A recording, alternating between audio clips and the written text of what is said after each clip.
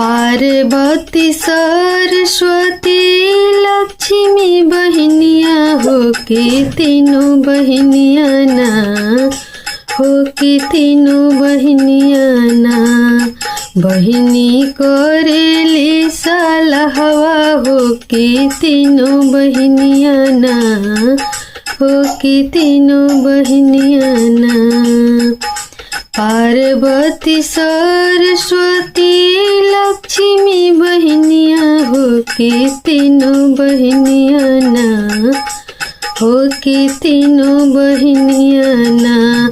बहिनी करेली सलहवा हो के तीनों बहनिया ना, हो के तीनों बहनिया ना। जेकरा ही घरवा होला रोज पूजा पटवा हो कि उनके घरवाना, हो कि उनके घरवाना। बहिनी करेली बसरवा हो कि उनके घरवाना, हो कि उनके घरवाना। जेकरा ही घरवा होला माता पिता के आदरवा हो कि उनके घरवाना, हो कि उनके घरवाना।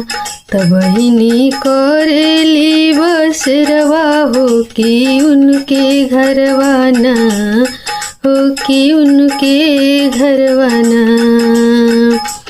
पार्वती सरस्वती लक्ष्मी बहनिया हो कि उनके घरवाना, हो कि उनके घरवाना।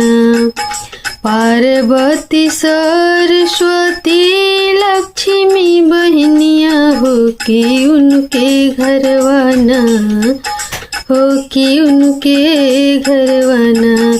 बहिनी करेली सलहवा हो कि तीनों बहनिया ना, हो कि तीनों बहनिया ना। जेकरा ही घरवा में नाही होला पूजा पटवा हो कि उनके घरवाना, हो कि उनके घरवाना। नाही लेवेली बसरवा हो कि उनके घरवाना, हो कि उनके घरवाना। पार्वती सरस्वती लक्ष्मी बहनिया हो कि उन तीनों बहनिया ना, हो कि तीनों बहनिया ना। बहिनी करेली सलहवा हो कि तीनों बहनिया ना, हो कि तीनों बहनिया ना।